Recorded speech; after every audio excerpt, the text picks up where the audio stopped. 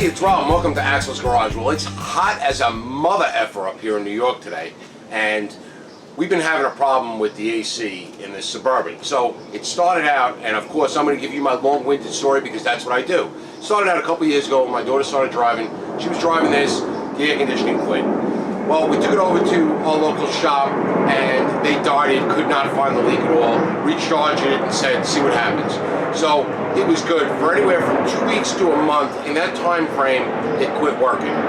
We know it was at least 2 weeks it lasted, and when I got in it, at the month point, it was gone, and my daughter wasn't sure when it stopped working because she wasn't using the air conditioning a lot. So brought it back, they darted again, could not find a leak anywhere, charged it up again. It lasted around 2-3 weeks. And we just said, you know what, the summer season was sort of on the end. We said, screw it, maybe next year the leak will get bigger. So the next year came, and yeah, here's my long-winded story. The next week, the year came, and we were taking this on a family vacation to the Outer Banks, and I said, okay, well, it lasts like 2 weeks, so I'll put a couple cans in, and we'll get down to North Carolina, and then on the way home, I'll bang in a couple more cans, and we'll be good to go home if necessary. Well, no. The cans that we put in, charge lasted about an hour. So that little leak became a big leak, should be easier for them to find.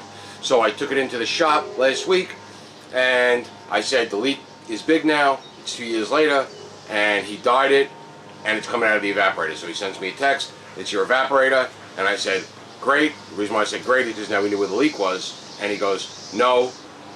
What was his words? His words were, it is a disaster job.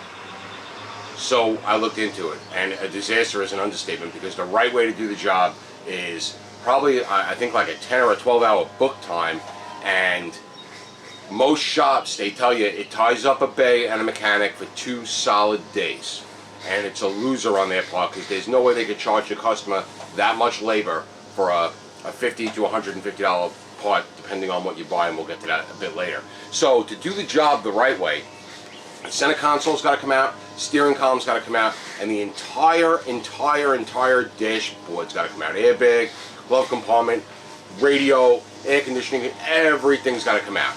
Most guys say the easiest way to do that is to take the front seats out, take the center console out, give you access to everything, pull your column, and then take that whole dash apart. It's a disaster. Disaster is an understatement. It's unbelievable. The truck's worth $3,000. What am I going to spend? $1,500 to replace a $50 part so I have air conditioning? There's got to be a better way, and there is. And if you search around on YouTube, you'll find some videos here or there where guys do it. So whether you want to call it roadkill engineering, whether you want to call it hillbilly engineering, redneck engineering, a hack job, or a disaster, we're going to do it in an easier way. So that evaporator core, aftermarket, they're $40 to $50. You can get a GM replacement for $140. I'll put links to it all in the description below. Easy on Amazon. It's Saturday. It should be coming in today. What we plan on doing is getting that evaporator in today so we could drop this truck off Monday morning, back to the shop. They could make sure it's sealed up good with the lines, like it doesn't need new O-rings or anything, and then they could evacuate and charge the system, and we'll have air conditioning again as long as another leak doesn't pop up somewhere else now that we closed up that evaporator. So what do we got to do? Well, let me move the camera, let me show you this dash. Alright, so here's the dash, right? It's a huge dashboard. And console, right? And seats, a lot of people are saying, right? And column. And a lot of the complaints is aftermarket electronics, which we do have a lot of in this vehicle. They said when it's not plug and play, so when you pull that stuff out, a lot of times it winds up not working when you put it back together, and then they're sending the car to a radio shop to get it fixed. Behind the glove compartment is going to be the plastic housing where the evaporator is held. It's right above this duct box down there. Alright, so how it's supposed to go is you pull the whole dash out, and now that box will separate top and bottom, and you can take your evaporator out, put your new evaporator back in, put your box in, and then put your dash back together. Alright? Problem is, from what I'm told from professional mechanics, is that in order to get this dash out, every single bolt has got to come out. There's no easy way to do it. It's time consuming, and for a do-it-yourselfer, it's going to be probably a good, solid, long day getting it all out, and then probably a day and a half to get it back in, trying to figure out, make sure everything works, and it's a nightmare. So what we're going to do is we're going to take the glove compartment out, and we're going to go in straight in and identify where that box is that holds the evaporator, and we're going to cut a door in that box. We're going to cut the plastic out, we're going to pull that evaporator out, and then we're going to put the new evaporator in. We're going to seal that box back up, and there's a couple different varieties of ways you can seal that box back up, and we'll go through that when we get to it. So we're going to move the camera inside the car so you can get a view of what we're doing, and we'll start setting up our plan of action here. Alright, so our first step inside is to get the glove compartment out. This little, you got a little clippy dicky here. You just bend that over and the door goes down. So take all the stuff, Advil, Band-Aids. We've got EpiPens for my peanut allergy wife. So we'll take all that stuff out and see how this glove compartment comes out. Looks like it's screwed in on the bottom. Yeah, I got some 7mm bolts on the bottom piece, so we'll pull that out and get that glove compartment out of the way. Alright, so 3 bolts going across the bottom. Flap this. Oh, what is that? Remote control fell out.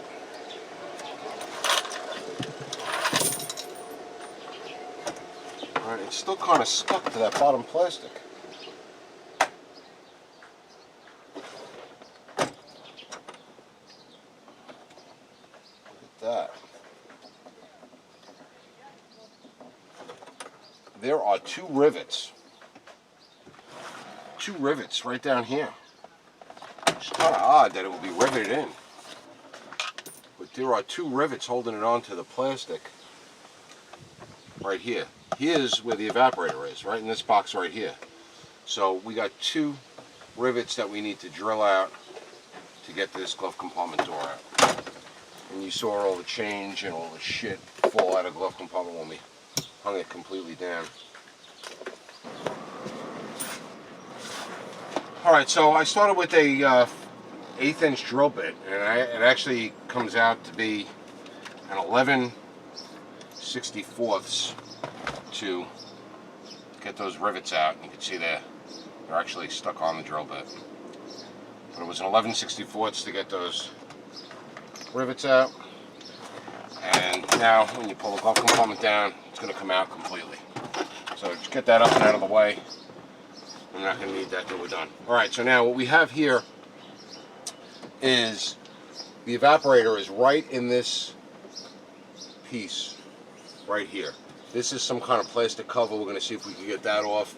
I don't have any wires running along this bracket here, but you have your plastic trim, right, which may be one piece by itself. I don't know if this is part of the whole dish.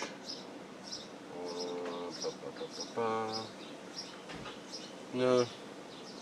And then you got this other piece of some kind of plastic, and then there's a piece of metal running behind it.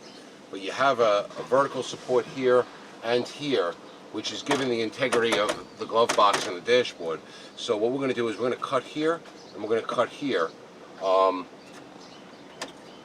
going to cut right on this side of where one of those screws goes in. Where's the rivets? The rivets were here and here, and we'll have 3 screws, one here, and one here. So we're not gonna lose the 3 screws, because we're gonna cut here, and we're gonna cut just to the inside of this screw, and we're gonna cut through this plastic, this plastic behind it, and then there's a little metal piece behind that. Just feel around this. Make sure you don't have a wire running. Sometimes when they run aftermarket stuff, they'll run a wire along here and wire to tie it. We actually do have a wire, but it's tucked in this plastic shroud underneath here. So we're going to attack this piece right here. We're going to use a sawzall to cut through here, and the reason why we're using a sawzall with a metal blade is because there's actually a metal cross. It's a thin sheet metal cross member that goes across, and as I cut it, you'll see, and it'll all start to make sense. I'm also going to get a little C-clamp to hold it all together while I'm cutting it so that it doesn't start flapping like crazy. So what I'm going to do is I'm going to take this little vice grip clamp,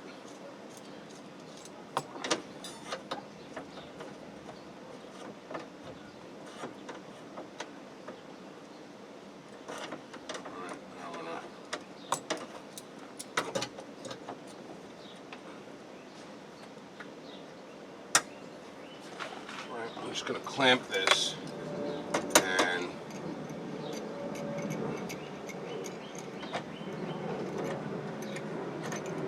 alright, and what we want to do is, there's where the rivet goes, there's where the bolt goes, and there's an alignment tab. So we just want to cut to that side of the alignment tab because we want to retain our alignment tab. Just when you're cutting, make sure that you're not jabbing into this plastic box behind it.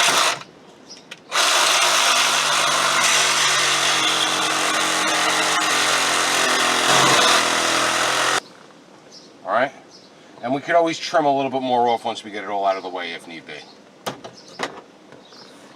Alright, now our next cut, if we flap that over, our next cut is going to go, here's the bolt hole, so we just want to go to that side of the bolt hole. Alright, this is going to want to bounce around, so what we're going to need to do is hold this one steady, or clamp it somehow. I think I'm going to try to clamp it somehow.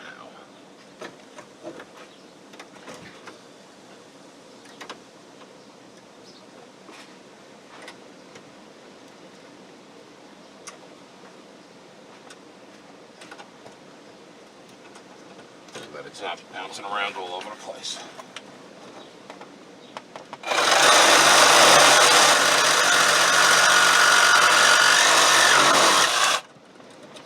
Let the saw do the work, don't muscle it, otherwise it's just going to make the vibrating worse. Alright, so now that we have that cut made, right, we still can bolt the glove compartment there, and there, which will keep all this together because those parts in the middle aren't going back in.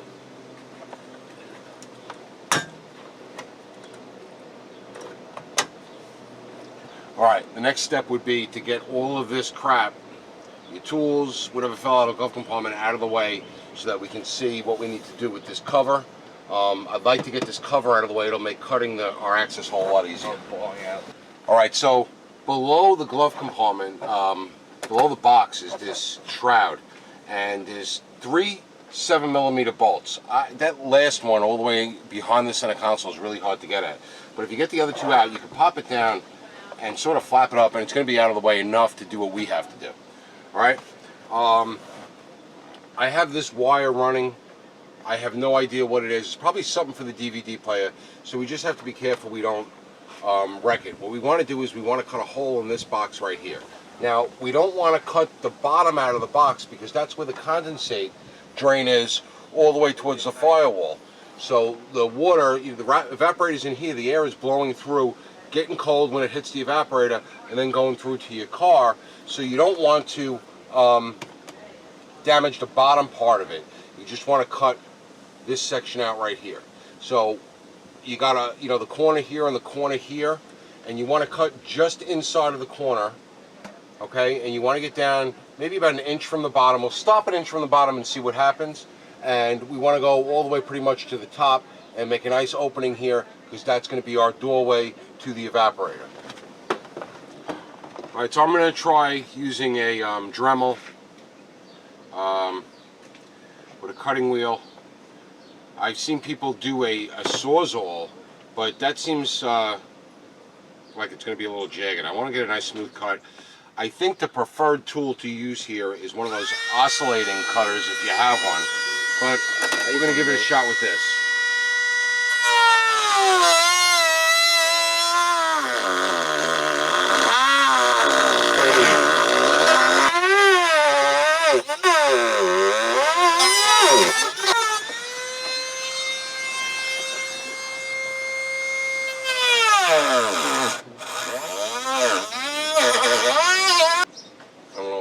Get in there with this. I might have to try with the Sawzall. I'm going to try with the Sawzall, see what happens. Give me a Sawzall, Robbie.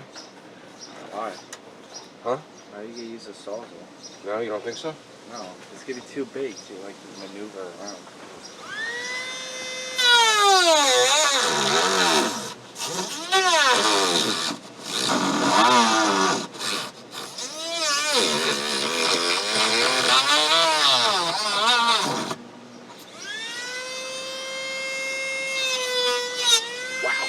Really hot. At the tool itself? Yeah. Wow, we're gonna have to let this cool down, and let me get all that plastic off of it. All right, the Dremel's, I almost can't even grab it, it's so hot. So let's let it cool down. I'm gonna trim off all that plastic, that melted plastic that got around it, so that we could actually plunge it in a little deeper. Because right now we're limited. All right, so that Dremel was running really, really hot. I could barely grab it. We still need to cut over here, and I was having trouble like really getting access with the Dremel. So we actually ran over to Harbor Freight, sent the big dummy, and we got one of those oscillating vibratory multi-tool cutter doohickeys. So we're going to try this out with the wood blade and see what kind of cutting it'll do.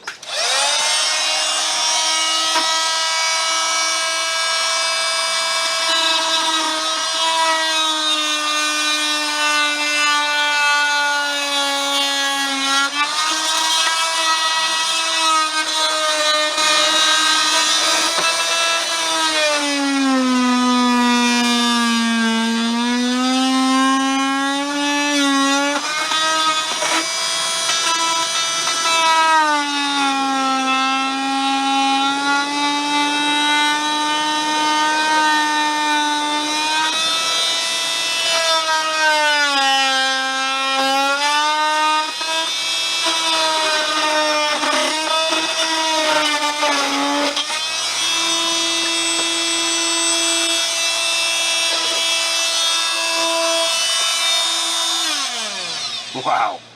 All right. So if you want to do this repair, this is definitely the tool to get. Much easier than the Dremel. It had nice control. And now we have access to the pretty much whole entire box. The only other suggestion that I did see was, and it looks like we're going to have to do it, is we're going to have to make a cut here and here just straight back in so we can kind of pull the bottom down a little bit to get this thing out.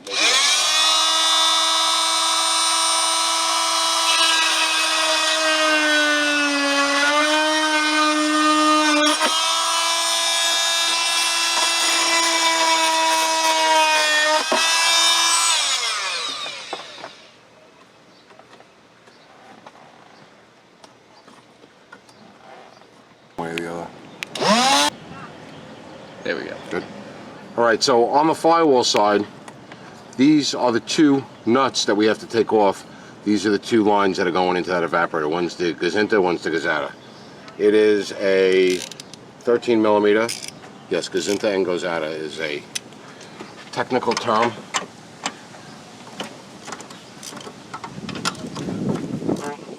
Millimeter. Now that's loose. That really doesn't move much because it's strapped in.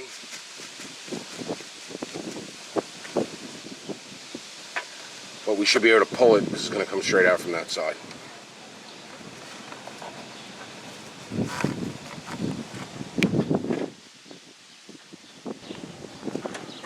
Alright. There was a factory retaining bracket, plastic, right along here. I just cut that out. But now I'm trying to get it, it's like right up to the top of this housing, and I didn't get the top of this housing with the cutter. And this bottom is definitely not bending down like everything I saw online said it would. So I need to cut back a little bit more on this to get this bottom to bend down a little bit.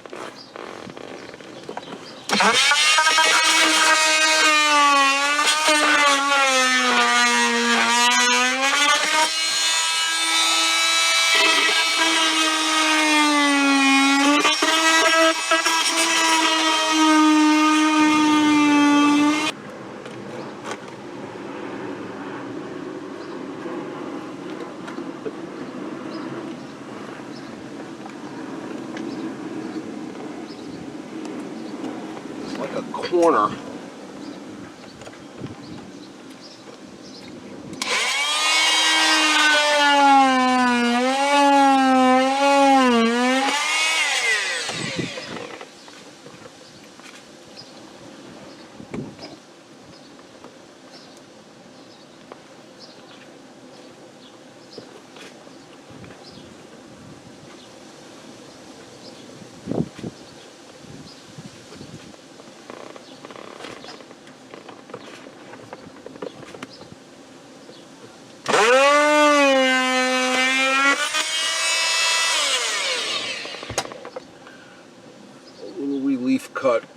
got that like that.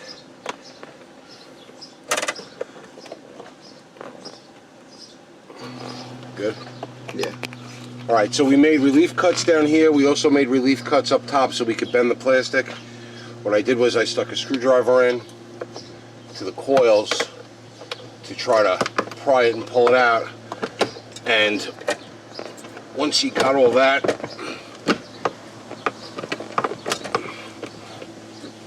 you can try to wiggle it out of the opening. Alright, so with Robbie pulling while I'm prying with a long screwdriver at the top and bottom of the plastic box, this is what was actually holding us up. You could wiggle back and forth to get this whole giant unit down. So you got this is the retaining bracket. You can see all the dye from the leak. Alright, and you can see in here all this green and all this dust, which actually reduces your cooling efficiency as well. But this is where it was leaking in right now. And we can get that out of the way and we'll compare it to the old one in a minute. So what we have here is our box, and we didn't damage it too bad. We did put a crack in it. It's pitched that way, so hopefully we'll be able to seal everything up and not have water dripping inside. What we're going to need to do is clean out all the... This vehicle doesn't have a cabin air filter, and if it did, I think they go right here. But what we need to do is clean up all that scourge in there and get all that out of there. Can you see that, Robbie, with the camera? Point the light to it. Yeah. Right, so we got a lot of refrigerant dye in there, and we got a lot of just crap from the trees and dust and stuff like that. The new one should go in pretty good because it's actually not going to get bracketed in like the old one, because we destroyed the bracket and there's no way we're going to get that bracket in. So we're going to clean that shit out and we'll get back to you in a few once we take out the new part. Alright, so we got our new evaporator. Evaporator? Yeah, evaporator. Alright, it's all aluminum, not copper brass like the original one. You can see the original one down here. We got the green dye in the grime, and that's where it was leaking. Alright, these new ones, this one happens to come with the studs. These are block off plates so nothing gets in it. We're going to take the block off plates off, we're going to put the studs in. A lot of the aftermarket ones don't come with studs, or either installed or on the side like this one, and you have to go to the hardware store and get a bolt the right length and the right thread pitch to go in. This one, let me see, I'll link it in the description below on Amazon. This is one of the few ones in the $40 to $50 range that come with the studs. If you get a AC Delco replacement, it's going to come with the studs installed already like this, but you're looking at 140 bucks or so, and I'll put that in the link below as well. If you were going to have somebody take your dashboard, completely apart and do the job the right way, because you were spending the money on the truck, I would definitely go for the 140 bucks for the AC Delco one. If you're doing a hack cut through like we're doing, and you just want to get some air conditioning working in an older beat up truck, it's only worth a couple $1,000. Definitely the way to go with these cheapo ones. Alright, so we're going to get those studs installed, and we're going to slide this one into the spot. Alright, so what I did was I took some simple green, I sprayed everything down in here that I could wipe out, wiped out all that goop and grime that was in there from years of air blowing through and picking up leaves and crap. Got it all clean. I also took a piece of solid wire and went down and made sure that my drain hole for the condensate was clear, sprayed some more simple green in, let it go down and make sure I saw it dripping on the ground.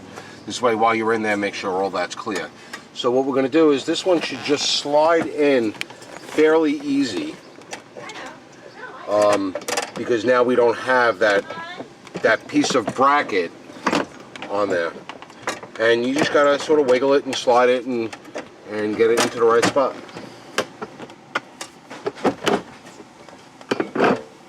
Hey, there you go. So, it's a whole lot of wiggling, but it's through. I want to leave it a little loose in there so I can attach it on the firewall end.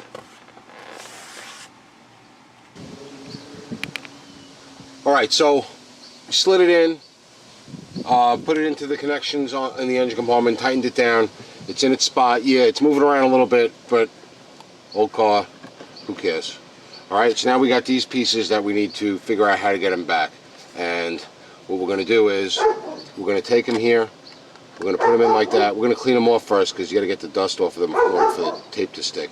And then we're just going to tape this up with some good duct tape. Maybe like some Gorilla Tape. And then what I'm going to do is, I'm going to get some of that either Flex Seal or some of that that self-adhesive sort of like roofing paper kind of thing, just to seal it up. All you need to do is just get it sealed. It's not rocket science. Remember, old car, we cut it all apart. All we want to do now is just seal it up all the way around. If you want to run a bead of silicone or glue the pieces, you could epoxy them. You can do whatever you want. We just need to seal it back up so that the airflow comes through there and continues on into the vents in the car. And that's the whole purpose of this, is just so the air's coming this way, and it's going to pick up the cold from the evaporator, and then it's going to go through the vent. So we just got to seal this back up, and that's what we're going to do. It's just a little trial and error. Going to clean this plastic, get all the rough edges off, and wash it down so that the tape sticks to it, and we're just going to take some Gorilla Tape or something similar like that, and we're going to tape it up, and we'll be good to go. We're going to drop the car off tomorrow night to the mechanic, and he'll charge it up on Monday morning. Alright, so what I did was I took there was 3 pieces. The top piece of this, bottom piece, and then this corner piece that we wound up cutting out on the second cut. So I took the pieces, I cleaned them really good, get all the grease and dust off of them, and then I hit them on the bench grinder and just to get the burred edges off so that the tape would stick. Then I took a fresh roll of Gorilla brand duct tape and I wrapped these pieces in tape, just because the Gorilla Tape sticks better to tape than it does to everything else. So I wrapped them in tape, makes them a little fatter to compensate for what we cut out, and it'll give a good stick. And then I put it in and just put a layer and a layer and went around really easy with the Gorilla Tape until all of the things that we cut out are now taped in place, and they're actually in pretty sturdy. Then I went around and gave a second layer to make sure it's not going to peel off anywhere, and anyway we made those relief cuts so we could bend down on the top and the bottom, tape them up real good. 2 layers of tape, nice and good, and hopefully we'll be okay.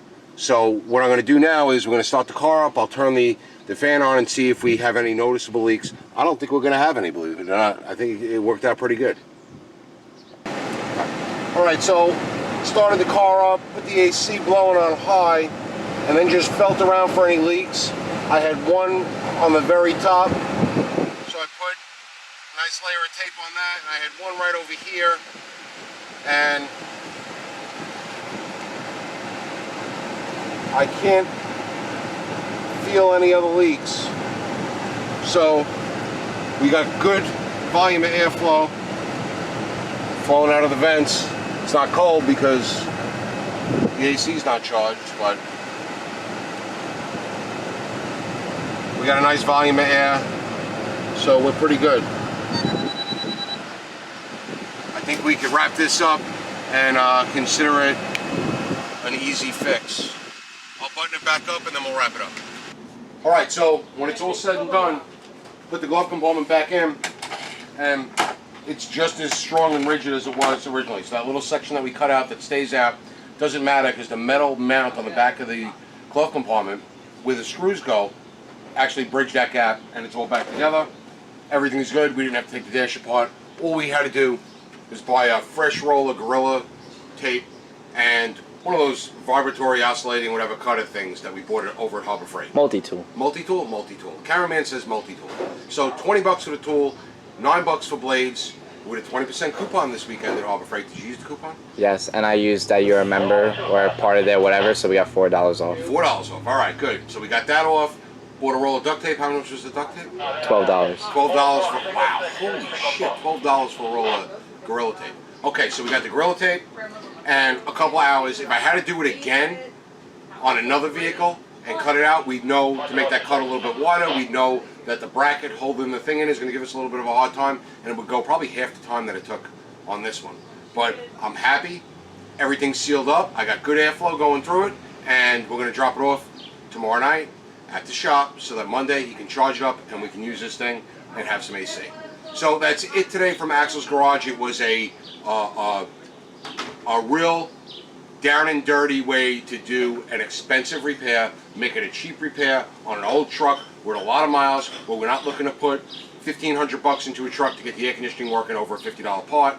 Instead, we bought the $50 part, a tool, and a roll of duct tape, and we got it going. Now we just need it charged up.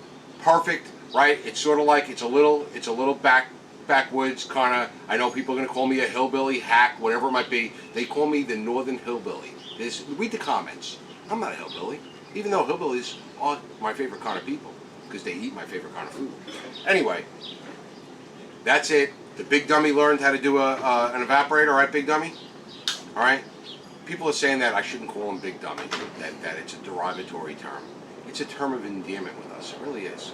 But that's it. You got my long-winded story. Excellent repair. It worked out good. That's it today. Give me that thumbs up. This was a sweaty. It was hot. It was like 90 degrees today. Give me a thumbs up. Subscribe to the channel, and as always, thanks for watching.